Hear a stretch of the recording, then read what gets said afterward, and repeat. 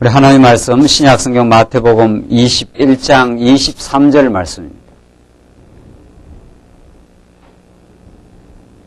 찾으신 줄 알고 봉독 드리겠습니다.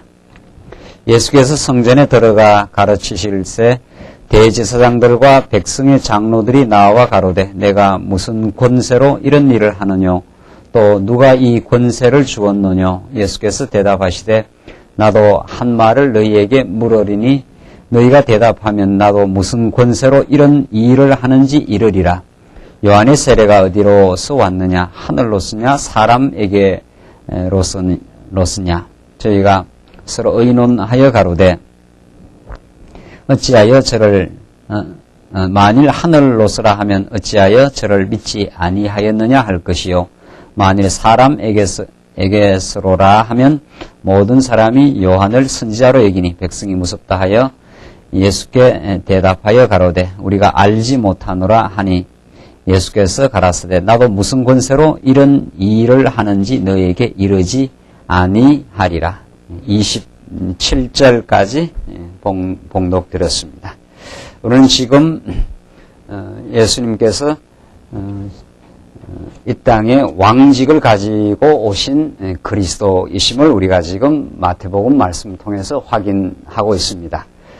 마태복음은 구약 전체를 이제 신약과 연결시키는 아주 중요한 그 복음의 진리인데 마태복음 1장 1절에서 아브라함과 다윗의 자손 예수 그리스도의 세계라 이렇게 구약 전체를 끌어당기면서 하나님은 예수를 이 땅에 보내시되 갑작스럽게 불쑥 예수를 보내시거나 우연스럽게 보낸 것이 아니라 이미 구약에 작정하시고 계획하신 그 언약의 섭리를 쫓아 구약의 역사에 그 물줄기를 거머쥐시고 약속대로 구약 아브라함으로부터 시작되는 구약 역사, 다윗 왕에서 성취되는 구약 역사의 그 흐름을 쫓아 예수는 이 역사를 주관하시는 하나님의 뜻 가운데 이 땅에 오심을 우리에게 잘 가르쳐 줍니다.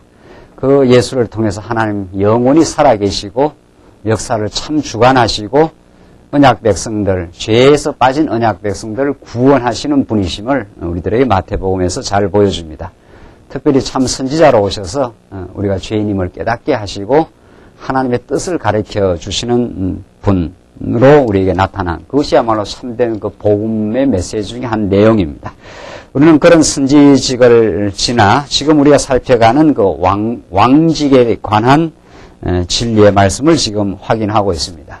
예수가 왕이시라는 사실은 복음 중에 그 복음입니다. 왜냐하면 아담 타락 이후 모든 인생이 하나님을 떠나가 있고 스스로 왕 노릇하고 선악간에 스스로 심판자 노릇하기 때문에 인생은 언제나 불만족하고 언제나 왕의 자리에 올라가려 하는 허탄함 때문에 염려하고 걱정하는 하나님 떠난 그 인생의 가장 적나라한 모습이 인간 스스로가 그 왕 노릇하는 하나님 자리에 오르려고 하는 그런 어리석음인데 그 안에서 우리를 구원해 내신다.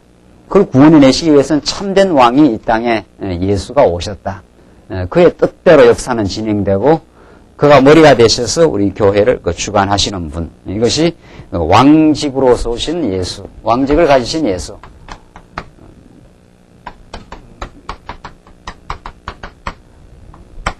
이것이 우리가 지금 살피는 그 복음의 메시지입니다. 예수는 참 왕이 되셔서 우리를 주관하고 계시는데 그 왕권의 성질이 어떠한가를 우리는 그 앞장에서 살폈고 21장은 그 왕권의 행사입니다. 왕권의 어떤 그 왕권을 어떻게 그 보여주시는가 행사하는가 하는 것을 지금 우리 21장에서 확인하고 있는데 우리 지난 시간 그 무화과 나무를 이제 적석에서 그 마르게 하시는 그런 메시아의 권능을 보여주시고 오늘 본문 말씀은 이제 메시아 권세의 그 출처가 어떤지 두 아들의 비유를 통해 설명해 주십니다. 예수님과 그 바리새인들은 늘 그 대화를 하고 바리새인들은 그 대화라기보다도 바리새인들은 늘 예수님을 그 이제 코너로 몰아가지고 이제 그 시비거리를 찾아내려고 하는 송사하려고 하는 그런 시대로 바리새인들은 예수님에게 그렇게 다가옵니다. 그러나 예수님은 언제나 그들의 음모 그들의 계약을 잘 아시고 하늘의 지혜를 가지고 이제 말씀을 증거해 주는 장면인데 오늘 23절 한번 보십시다. 예수께서 성전에 들어가 가르치시되 대제사장들과 백성의 장로들이 나와 가로되 내가 무슨 권세로 이런 일을 하느뇨? 또 누가 이 권세를 주었느뇨? 여기서는 이제 대제사장 그리고 백성의 장로들 이런 다 그 당대 그 기독권자들입니다. 그들이 이제 예수님께 묻습니다. 무슨 권세로 이 일을 하느뇨? 이렇게 물으니까 예수님이 거꾸로 묻습니다. 거꾸로 세례 요한의 세례가 어디에서 왔느냐? 하늘로부터 왔느냐? 사람에게 왔느냐? 이렇게 이제 25절을 보면 물으니까 저희가 서로 의논하여 가로되 만일 하늘로서라 하면 어찌하여 저를 믿지 아니하였느냐 할 것이요.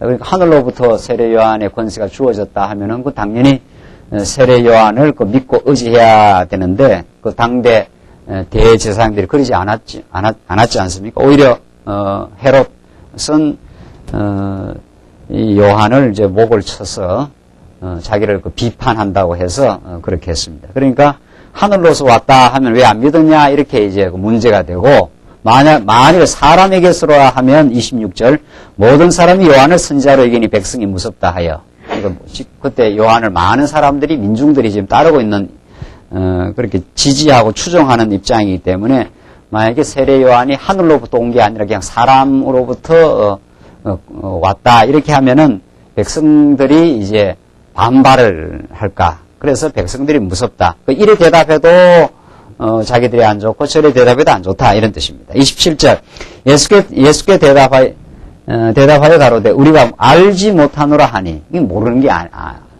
이렇게 얼머부린 거죠.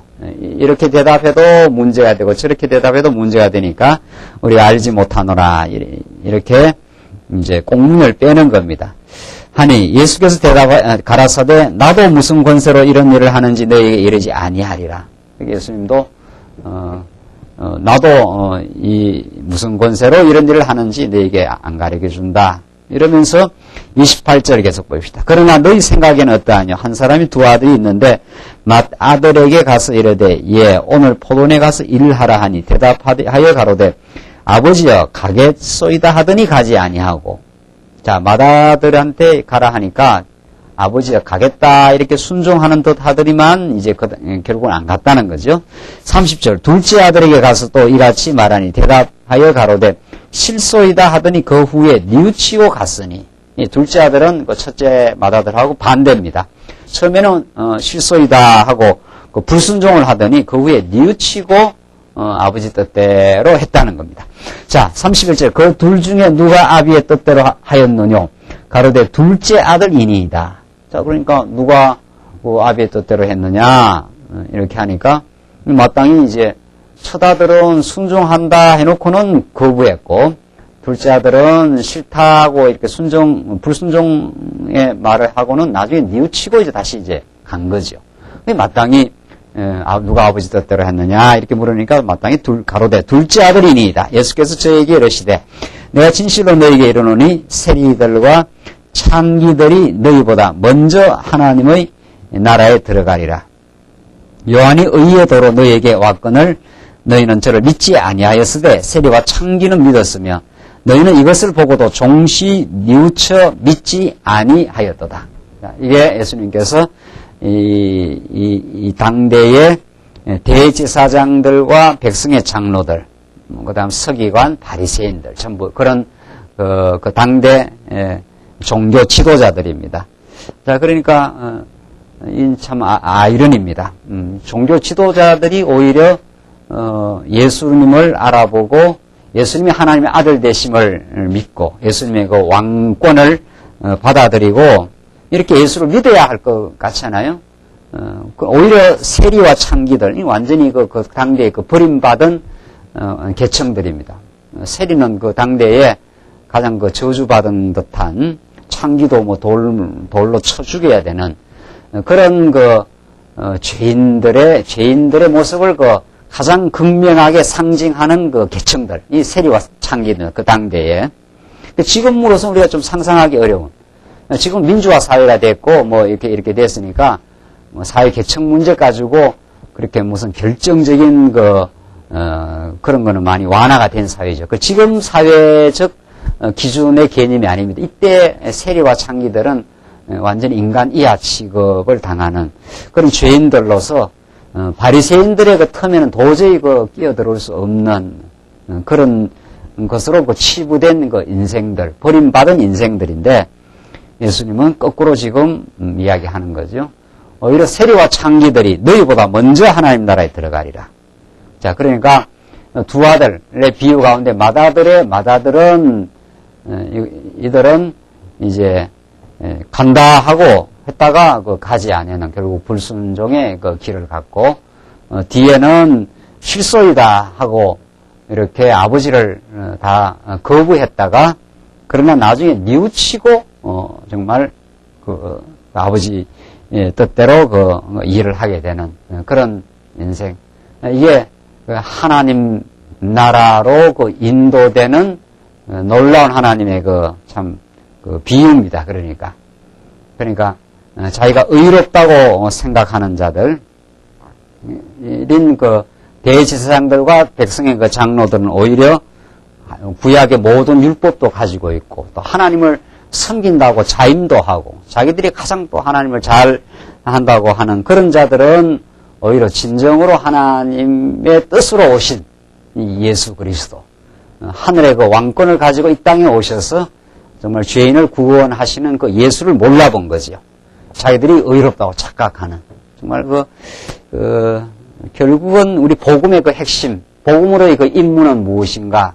이것은 하나님께서 아담 타락 이후 모든 인생을 죄악 가운데 가두어 두셨는데 자신의 죄악됨을 발견하게 되는 것, 그것이 복음으로 들어가는 임문입니다. 그러니까 아담 타락 이후 모든 인생이 불순종했지 않았어요? 실소이다 한 거죠. 실소이다. 아담 이후 한 인생도 예외 없이 다 실소이다 한 죄인들. 예수님 당시에 그들의 가장 전형적인 계층인 세리와 창기들. 그러니까 구약의 모세 율법을 이 예수님 당시 완전히 이제 왜곡하는 상황에 지금 와 있는 거죠. 완전히. 그러니까 말라기 선지자가 예언을 한 이후 400년 동안 캄캄한 400년이 보통 긴 세월입니까? 우리나라 36년 식민지만 해도 완전히 이 나라의 체질이 완전히 사고방식이 막 바뀌는 그런 한 세대가 간 건데 400년 동안이니까 이건 말할 것도 없이 정말 캄캄한 세월. 구약의 율법은 하나님 여호와를 기억하게 하는 방편으로 정말 복음으로 주신 거죠. 구약 모세 율법도 복음입니다. 좋은 일의 그림자라 히브리서가 말하는 대로 구약의 율법이 하나님께로 의지하고 하나님을 기억하게 하는 그리고 아브라함 이후 자손들을 광야에서 그들을 보호하는 하나님의 장치지요. 왜냐하면 성전이라든가 이런 것들이 범죄한 이스라엘 백성들을 하나님께서 용서해 주시는, 보호하시는, 그들의 길을 가이드해 주시는, 하나님께로 길을 인도하는 그런 복음인데, 이건 장차 오실 메시아 사건의 한 그림자죠. 예수가 우리를 가이드하는 길이 됐으니까 그 안에서만 길이 있고 그 안에만 생명이 있고 그 안에만 진리가 있는. 그러니까 예수가 길이요, 진리요, 생명이요. 그 외에는 없다 이거죠. 그 외에는. 그 외에 인간은 전부 죄인이기 때문에 길을 잃어버림, 진리 없음, 거짓이요, 생명 없음, 다 하나님으로부터 떠나서 하는 것마다 다 죄악이요, 부패요, 썩음이요. 이것이 우리 죄된 인생인데 그런 우리 인생들을 이제 길로 인도하시는, 하나님 앞으로 인도하는, 하나님의 살아계심과 그의 통치와 그의 지금 우리를 지금 다스려주고 계심, 그것을 깨닫게 하는 유일한 길이죠. 내가 길이라 하는 말은 이 엄청난 정말 함축하는 메시지입니다. 그렇게 이제 예수님이 오신 거죠. 오신 건데, 이때 바리새인들이 바로 구약의 모든 율법을 가지고 있었으니까, 얼핏 봐서는 순종하는 자녀처럼 보이죠. 껍데기로는. 근데 실상은,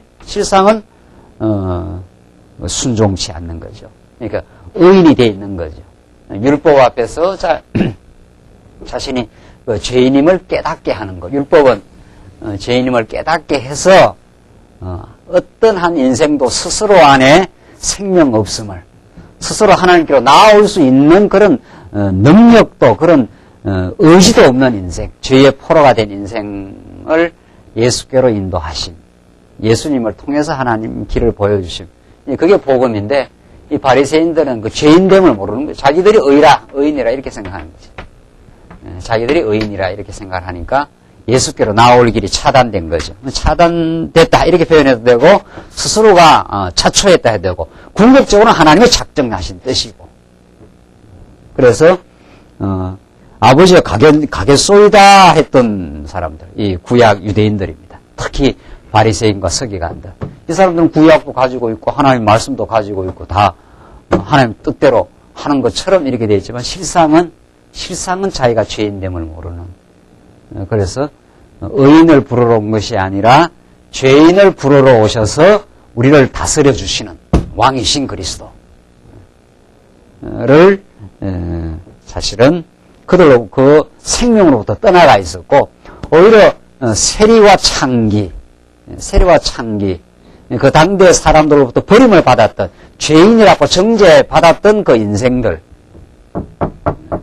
그들은 다 하나님을 떠나 실소이다 했는 사람들이죠. 세리와 창기들은. 그 세리와 창기의 범주에 우리가 들어갑니다. 그러니까 우리가 다 하나님 실소이다, 내 뜻대로 하겠다. 이런 게 우리 인생들의 어리석은 길 아닙니까? 실소이다 하더니 그 위에 뉘우치고 갔으니, 이 뉘우침, 회개 역사, 돌이킴의 역사, 이거야말로 복음 중에 복음인 거죠. 스스로 돌이킨 게 아니라는 거죠. 이 죄인은 스스로 돌이킬 능력이 없습니다.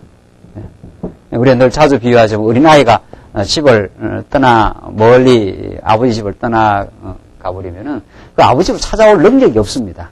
그냥 아버지가 손을 내밀지 않으면 어린아이는 완전히 헤매다가 영원히 죽어버리는 인생들인데, 그런 그 죄인들에게 하나님은 예수를 이 땅에 육신을 입고 말씀의 육신이 되어 이 땅에 우리의 죄를 걸머지시고 이 땅에 오신 거죠.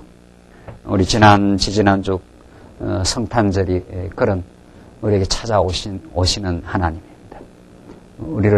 우리의 연약함과 어리석음과 말할 수 없는 정말 그 죄악 가운데 있는 우리 인생들을 찾아오셔서 뉘우치게 해서 우리를 하나님 앞으로 돌이키신, 이게 이 당대의 사건이었습니다. 당대 바리새인들은 자기들이 대개 사람들은 의인이라 착각하고 율법을 가지고는 있을 수도 없고 율법에 비추어서 자기가 죄인이라는 사실을 몰랐던 의인들, 세리와 창기들, 이들은 뭐 완전히 이들의 기준에 비하면은 인간 취급을 받지 않았던 세리와 창기들, 이들에게 하나님이 뉘우침이 있고 그 깨달음이 있고 구원의 역사가 있는, 결국은 여러분과 저도 이 땅에 하나님께서 7, 80평생을 보내고 복음 안에 살게 하시면 그 뉘우침, 이 뉘우침의 그 축복입니다. 그러니까 우리가 틀렸습니다. 우리가 하나님 앞에서 얼마나 어리석었는지 모릅니다. 이제 당신으로 말미암아 우리가 이렇게 하나님의 자녀가 되었습니다. 이 깨닫고 돌이킴, 이것이 최고의 우리의 하나님의 자녀된 특권입니다.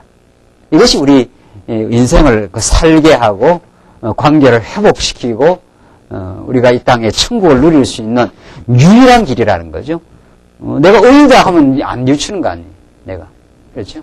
내가 의이다 하면은 끝까지 자기 기준을 가지고 하나님 자리에서 우리는 심판자의 노릇을 할 것이고 정죄할 것이고 이웃과 갈등을 일으킬 것이고, 그러나 우리가 하나님이 우리를 죄악 가운데 가두어 두신 것은 우리 안에 자랑할 것이 없음, 우리 안에 참 진리가 없음, 우리 안에 생명 없음을 깨닫고 당신만이 우리의 유일한 소망입니다. 내가 당신 앞에서 어리석게 살았습니다라고 그 뉘우침, 이건 평생 되는 겁니다. 사실은. 그러니까 근본 한번 뉘우침이 있고 어둠으로 달려가던 인생이 빛으로 돌이키는 근본적인 회개가 있고, 우리 날마다 내가 하나님을 더 깊이 몰랐습니다. 욥이 얼마나 그 하나님을 많이 알았던 사람입니까? 사실은 욥기 1장에 보면은 욥이 그 아들들이 언제나 그 하나님을 섬기는 그 삶을 살게 하려고 그렇게 배려했던, 얼마나 그 욥이 상당히 요즘 우리 기준으로 말하면은 상당히 그 믿음이 신실한 사람입니다. 욥이. 그런 욥에게 엄청난 이제 시련이 닥쳐오고 그 시련의 그 채널을 통과하고 나서 욥이 많이 깨닫지 않습니까? 네. 내가 하나님을 전날에는 귀로 듣기만 했었더니 이제 눈으로 이제 배움나이다. 이렇게 이제 욥이 그 말을 하고 내가 티끌 가운데 하나고 회개하나이다. 그렇게 말한단 말이죠. 그 욥이 그럼 뭐 전날 뭐 하나님 몰랐는가? 그게 아니죠. 욥이 하나님 알았는데 회개라는 것은 하나님의 현존과 살아계심, 그의 무궁한 능력을 우리가 깊이 알지 못함. 이것을 지나고 나서 또 깨닫고, 지나고 나서 또 깨닫고 이렇습니다. 우리가 염려하고 걱정하는 것이 엄청나게 하나님을 만홀히 여기는 그 죄악된 한 모습인 거죠. 그 지나고 나면 다 또 하나님께서 다 우리를 보호하시고 인도하시고 하는데도 우리가 염려하고 걱정하지 않습니까? 그러고 나서 하나님이 다 이모저모로 우리를 지켜왔고 하다는 걸 또 지나고 나면 또 압니다. 그게 하나님의 능력이요, 하나님의 은혜 가운데 우리가 섰지 내 능력과 내 힘으로 살아온 게 아닌데도 우리는 때때마다 그럴 때 지나고 나서 또 깨닫지. 하나님, 내가 하나님을 더 깊이 몰라 뵀습니다. 이런 뜻입니다. 그게 날마다 그렇게 돼가는, 그게 끊임없이 깨달아짐, 뉘우침. 그게 성장의 길로 가고 있는 특징입니다. 그러니까. 이것은 정말 그 끝이 없다는 거죠. 이 깨달음이 끝이 없고 그것이 하나님을 아는 그 풍요한 그 지식을 누림. 이것이 신앙의 그 성장의 길을 가고 있는 우리 성도들의 그 하나의 그 상태라 이렇게 볼 수 있는 거죠.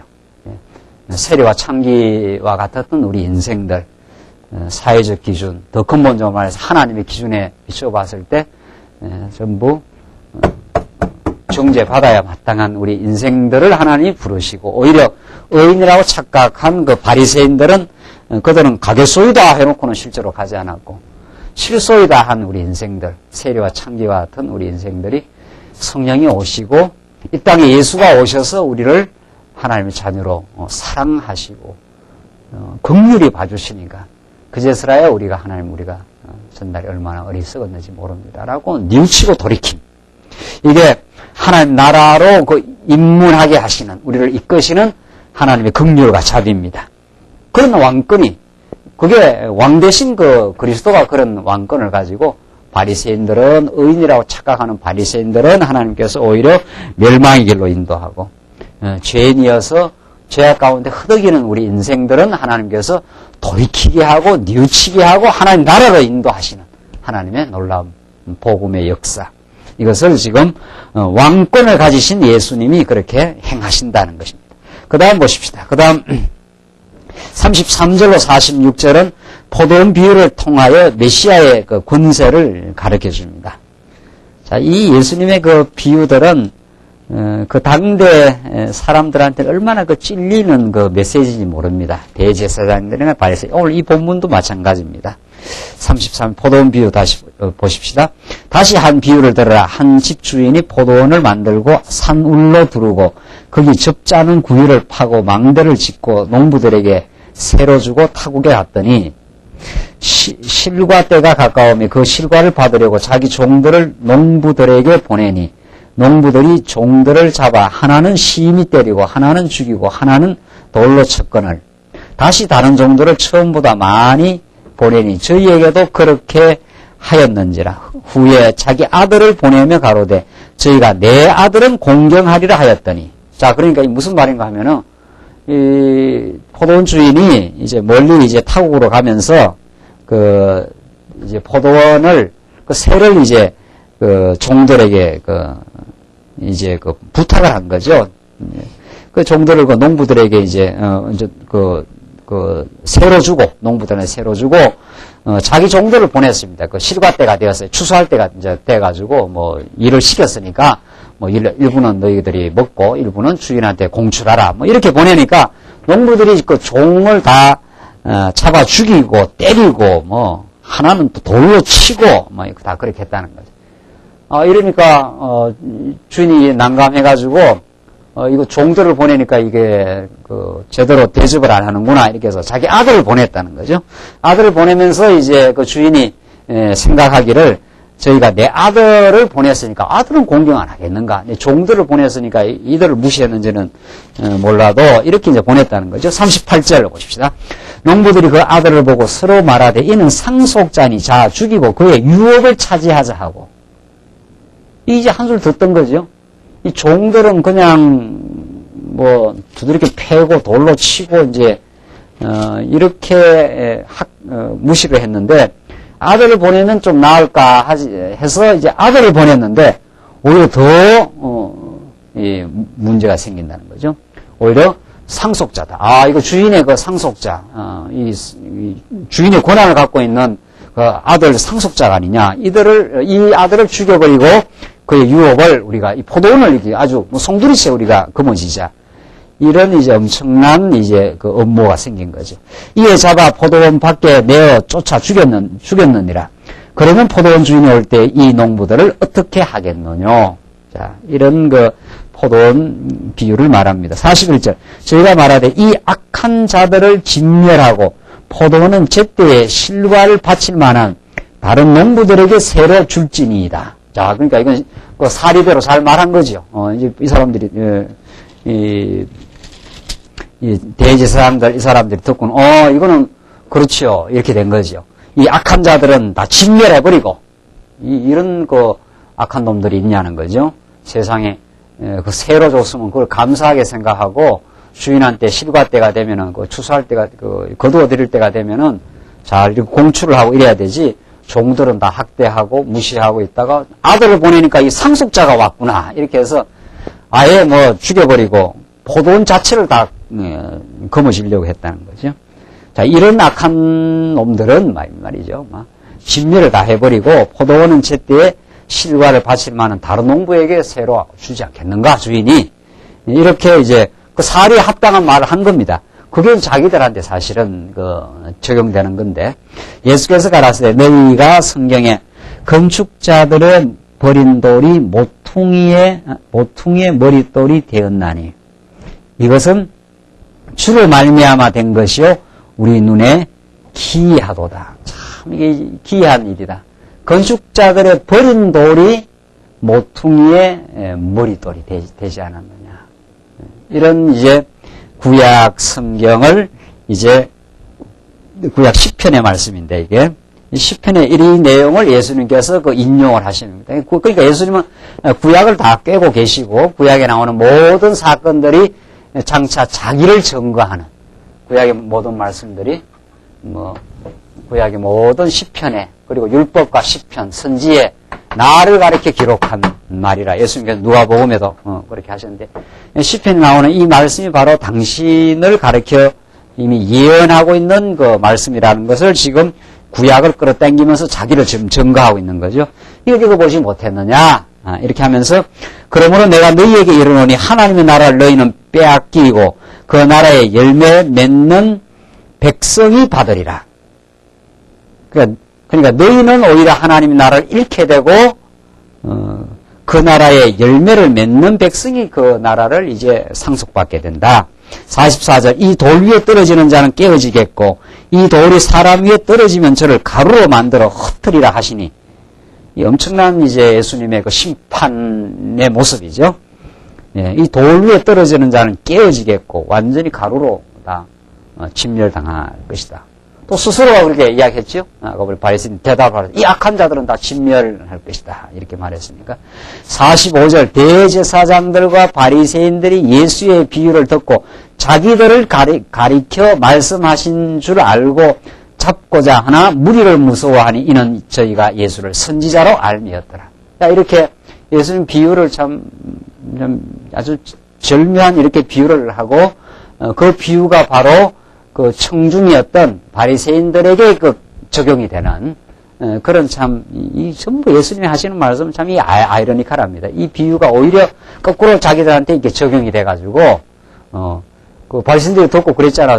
어떻게 이 비유를 어떻게 생각하느냐 그러니까 악한 자는 진멸하고 그 주인이 다른 농부한테 새로 주지 않겠는가 이 제대로 주인의 뜻대로 하지 않은가니. 이 비유 그대로 된 거죠. 그 비유 그대로. 구약의 하나님 나라를 이미 예언하고 예수님을 약속해 놓은 이 모든 구약의 말씀을 바리새인들이 갖고는 있었지만은 이 그 말씀을 통해서 예수를 못 깨달은 거죠. 그래서 구약에도 수많은 그 선지자들을 보낼 때마다 선지자를 핍박하고 잡아서 죽이고 뭐 엘리야도 그랬고 이사야도 그렇고 예레미야도 그렇고 하늘로부터 온 선지자는 언제나 민중들로부터 이 죄악된 민중들로부터 오히려 거꾸로 당하게 돼 있죠. 이게 이 땅의 그 법칙입니다. 이 땅에서는 오히려 이 죄인인 그 민중들이 자기들의 기준을 이렇게 세워놓고 하나님의 뜻으로 온 선지자를 늘 핍박하고, 그래서 선지자가 언제나 오히려 핍박을 당하는, 그게 구약의 역사. 이게 지금 포도원 비유 아닙니까?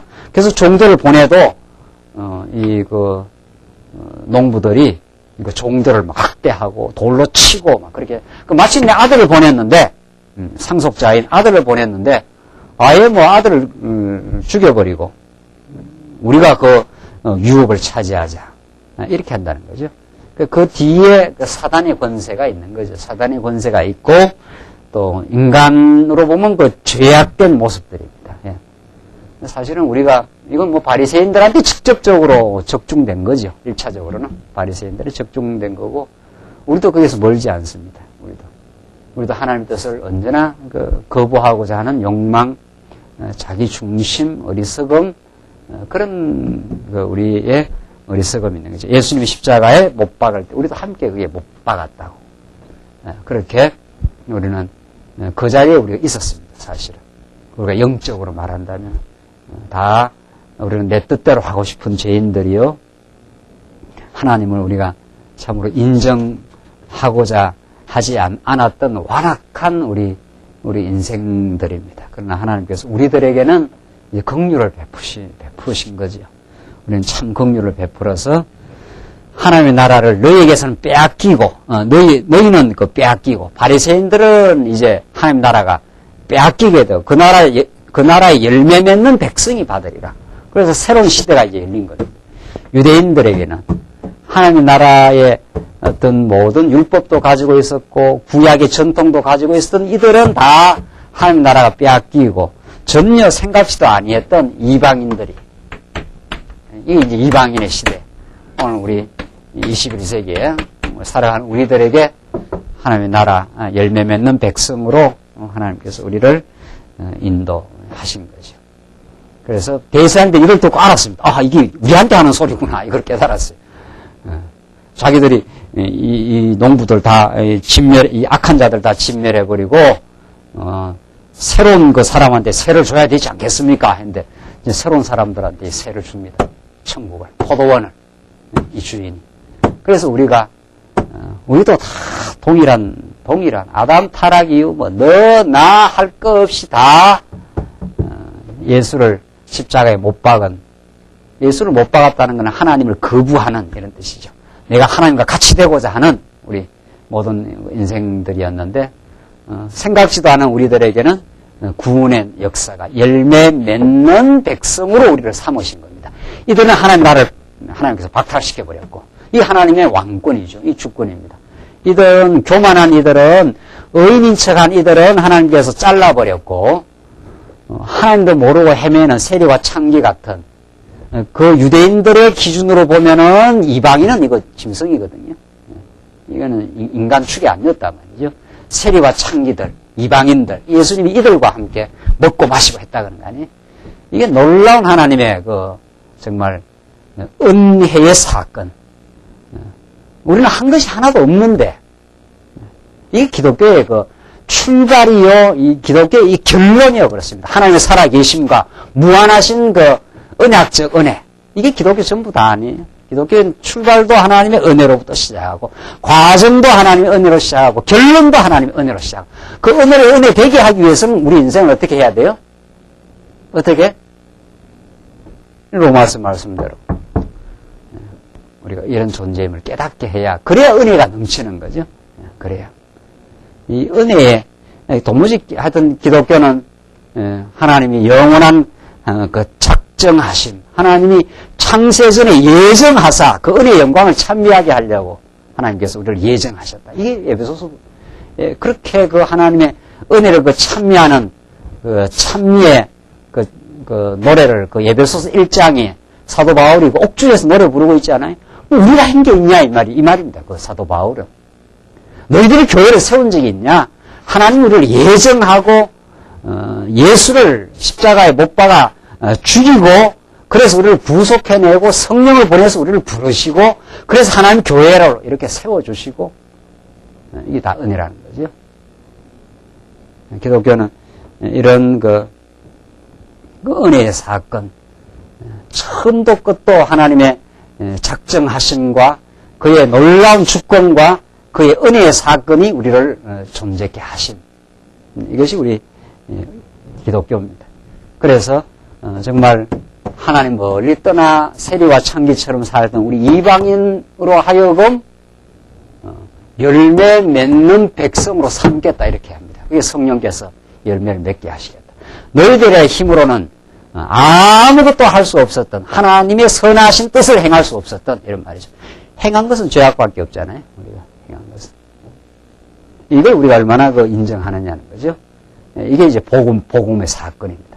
우리 행한 것은 우리의 뜻대로 하고자 했던 죄악밖에 없는 내 중심을 위해서 우리가 무엇이라도 하는 그런 우리 인생들에게 하나님 예수를 보내시고 은혜의 사건을 깨닫게 하시고 마침내 열매 맺는 인생으로 만들어간다. 이렇게 되어 있습니다. 이 보통 은혜냐 말이죠. 그러니까 구원만을 은혜로 받은 게 아니라 우리 예수님 다시 오셔서 우리가 하나님 우리를 부르셔서 영원한 천국 갈 때까지 살아가는 모든 것이 은혜요.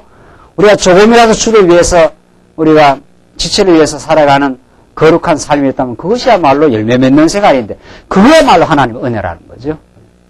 그러니까 전에 구속사에서는 구원 얻는 게 하나님의 은혜다. 뭐 이 정도는 이야기했죠. 예, 이 정도는. 그리고 구원 받는 건 하나님의 은혜다. 그 정도에 그치지 않는 거죠. 하나님은 구원을 통해서 하나님의 살아계심과 무한한 은혜를 우리 깨닫게 하려고 죄악 가운데 가두시기도 한다. 이게 얼마나 놀라운 하나님의 깊은 뜻인지 모릅니다.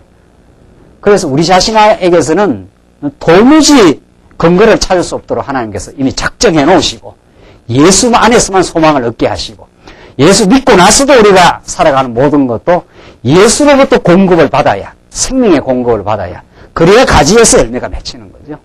우리는 자랑할 거 없는 존재들. 그래서 우리는 십자가만 부여잡고 십자가만 자랑하고 하나님의 은혜만이 우리를 이 자리에 서게 했습니다. 이게 우리의 기독교라는 거죠. 이걸 깨달아야 우리는 인생이 정리가 되는 것이고 이걸 깨달아야 우리가 죄악 가운데 헤맨 이유도 밝혀지는 거죠. 아하, 하나님께서 나를 자랑하지 못하게 하려고 그랬구나. 그런 거죠. 이제 예수만을 자랑하게 하려고 하나님께서 나를 지난 세월 그렇게 인도했구나. 당신의 은혜로 우리가 서 있습니다. 라고 깨닫게 하기 위해서 오늘 이 교회가 건재한 것이 하나님의 은혜입니다.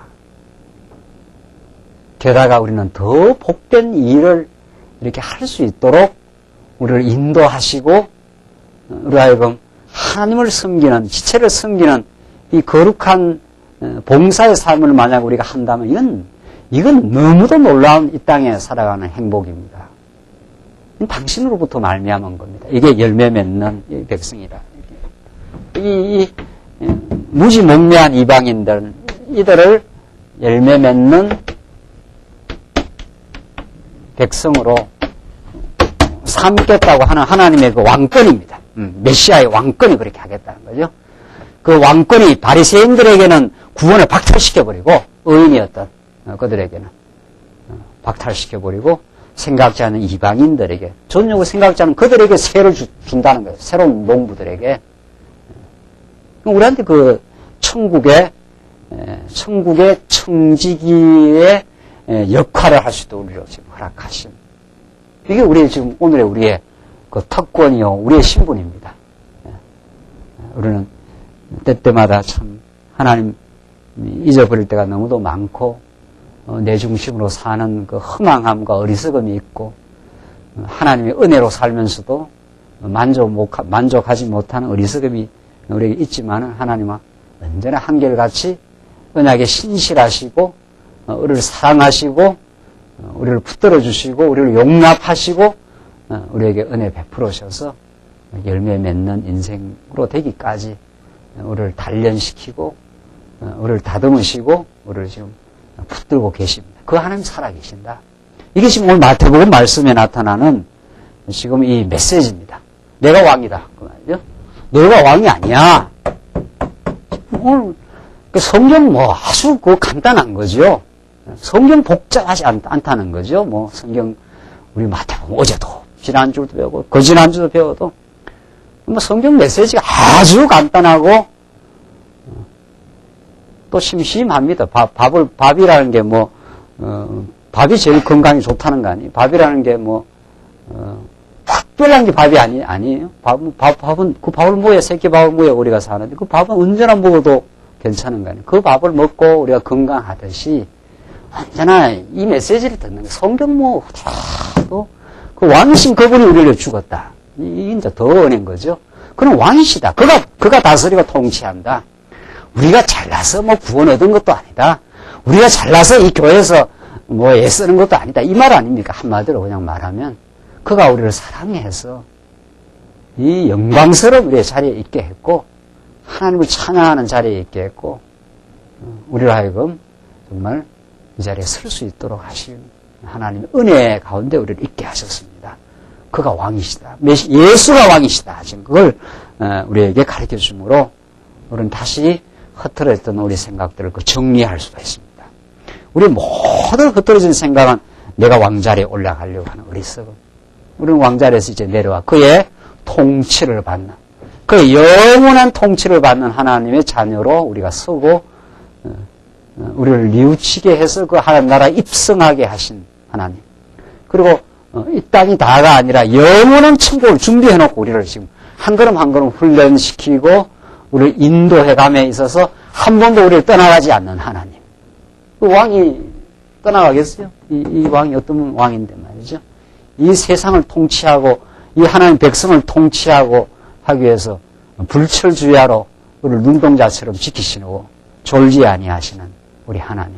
그 하나님을 예수의 왕권을 통해서 당신이 멸망과 구원을 한 손에 거머쥐고 역사하시는 분이심을 우리에게 보여주신, 의인이라고 자고하는 바리새인들은 꺾어버리고 죄인이라고 낭망하는 이방인과 세리와 창기들을 불러 강건케 하시는 하나님. 이 놀라운 역사가 복음의 사건입니다. 하나님께서 여러분과 저를 언제나 그런 정말 놀라운 그 은혜의 자리로 우리를 인도하십니다. 오늘 이 복음서의 말씀은 이제 서신서로 넘어가면서 사도 바울이 이 사건을 이제 교회 사건으로 연결시키면서 교회는 하나님이 세우시는 거 아니냐. 교회는 인간이 세우는 것이 아니야. 머리 대신 그리스도가 우리를 교회 백성으로 불러 모으시고 이 교회를 양육시키고 무장시키고 투쟁하면서 이 땅에 하나님의 나라가 이루어져 가도록 하나님께서 훈련시키고 지금 인도해 가십니다. 그러니까 하나님께서 단번에 하나님 나라 이룰 수 있어요. 하나님 능력도 많으시고 살아 계시고 지금도 얼마든지 이 땅 위에 천국 당장 만들 수 있습니다. 근데 하나님 그렇게 안 하신다는데 하나님의 절묘한 또 섭리가 있지 않아요? 정말 양육하시면서 키우시고 무장하면서는 내 힘으로는 안 된다는 걸 깨닫게 하시고 투쟁의 역사에서는 정말 하나님이 공급하시는 또 하나님 우리를 무장시키신 그 하나님의 은혜의 사건이 우리를 하여금 악한 세력을 이기면서 우리는 승리의 길로 갈 수 있다는 것을 우리의 삶마다 마디마디마다 하루하루에서 언제나 함께 하셔서 당신이 왕이심을 우리 교회의 역사를 통해서 지금도 언제나 시시때때로 보여주시는 하나님. 그 하나님의 놀라운 함께 하심이 우리에게 있습니다. 이것이 오늘 복음서를 깨닫고 마지막 계시록의 승리의 자리까지 열매 맺는 백성으로 우리를 승리하는 인생으로 만드실 그 약속의 메시지가 있잖아요. 그것이 우리를 살립니다. 그것이 우리의 소망이 되고 그것이 우리가 쓰러지도 다시 일어날 수 있는 힘이 되지 나를 의지한다든가 내 자신을 생각하면 우리는 절망이요. 때때마다 우리는 어리석음에 빠져서 허우적거리며 하나님께서 우리에게 약속의 메시지를 해준 겁니다. 마태복음은 오늘 본문을 읽으면 본문만을 읽으면 되지 않는다는 거 아니에요. 아브라함과 어디로부터 읽어야 돼요? 아브라함과 어디요? 다윗의 자손 예수 그리스도의 세계라. 하나님이 구약 역사에서도 그 죄악의 역사에서도 아브라함의 어리석음, 이삭의 허망함, 야곱의 술수 그와 언제나 함께 하시고 함께 지키신 하나님. 다윗의 범죄와도 함께 하시고 그를 용서하시고 언약의 계보를 지키신 하나님. 그가 예수를 보낸다 이런 뜻입니다. 그러니까 하나님 구약 역사에 언제나 함께 하신 하나님이 지금 오늘 신약 역사에서도 언제나 함께 하시고 우리의 술수와 어리석음, 하나님 앞에서의 변명과 우리의 이루 말할 수 없는 죄악된 모습 이름에도 불구하고 하나님은 언약을 지키시는 하나님. 왕되심을 언제나 포기하지 않고 우리를 지키시고 우리를 사랑하시는 하나님. 그 하나님이 우리와 함께 하십니다. 그 하나님이 보내신 예수만이 우리의 왕이시고 그만이 우리의 참된 그 소망입니다. 그는 우리를 기필코 승리하게 할 것이고 반드시 하나님의 열매 원하시는 열매를 맺어 그만을 사랑하는 인생으로 우리 하나님만을 찬양하는 인생으로 그를 의지하여 참된 평화를 얻는 인생으로 우리를 인도하고야 마십니다. 기도하십시다. 우리 자비하신 하나님 아버지 은혜와 사랑을 감사합니다.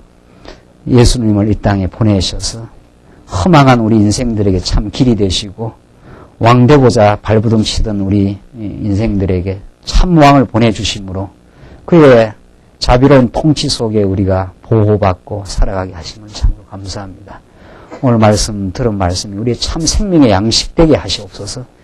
그래 하루하루 우리가 살아갈 때마다 주의 말씀에 힘입어 주를 의지하며 찬양하며 범사의 하나님의 손길을 바라며 감사하는 인생 되게 하셔서 참 이제 허탄한 삶으로부터 벗어나게 하시고 열매 맺는 복된 인생 되게 하시옵소서. 예수님 이름으로 기도하옵나이다. 아멘.